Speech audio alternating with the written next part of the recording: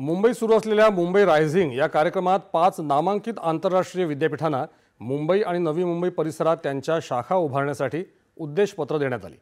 मुंबई आणि नवी मुंबईला जागतिक शिक्षण केंद्र म्हणून नावारूपाला आणण्याच्या दृष्टिकोनातून हे पाऊल उचलण्यात आलं आहे।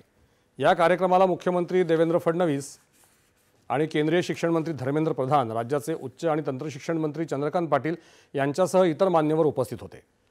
भारतात जागतिक दर्जाच्या शिक्षण संस्था आणि विद्यापीठे स्थापन होतील असं आपण गेल्या 20 वर्षांपासून ऐकतो आहोत। मात्र आज पंतप्रधान नरेंद्र मोदी यांच्यामुळे हे स्वप्न पूर्ण होत आहे असं फडणवीस यावेळी म्हणाले। अत्यंत अल्पावधीत म्हणजे केवळ महिनाभरात या विद्यापीठांचे परिसर उभे राहण्याच्या कामाला गती मिळाली आहे, याबद्दल त्यांनी आनंद व्यक्त केला। या 5ही विद्यापीठांचं महाराष्ट्रात आणि देशाच्या आर्थिक राजधानीत मुख्यमंत्री म्हणून मनापासून स्वागत करतो असंही ते म्हणाले। राष्ट्रीय शिक्षण धोरणानं परदेशी विद्यापीठांना भारतात येण्याची दारं खुली केली आहेत असंही त्यांनी सांगितलं।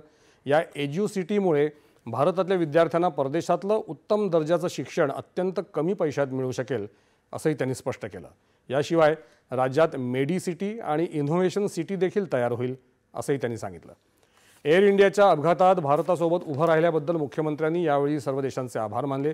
महाराष्ट्र उद्योग क्षेत्रासोबतच शिक्षण क्षेत्रातही आघाडीवर असल्याचं कौतुक धर्मेंद्र प्रधान यांनी या कार्यक्रमात केलं। उद्देशपत्र मिळालेल्या संस्था ब्रिटन, ऑस्ट्रेलिया, अमेरिका आणि इटली इथल्या नामांकित शिक्षण संस्था आहेत। महाराष्ट्रानं शिक्षण क्षेत्रासाठी पसंतीचं ठिकाण म्हणून ओळख मिळवली आहे। यामागे राज्याची सक्षम पायाभूत सुविधा, बहुसांस्कृतिक वातावरण आणि शिक्षण क्षेत्रातली सक्रिय धोरणं हे प्रमुख घटक आहेत।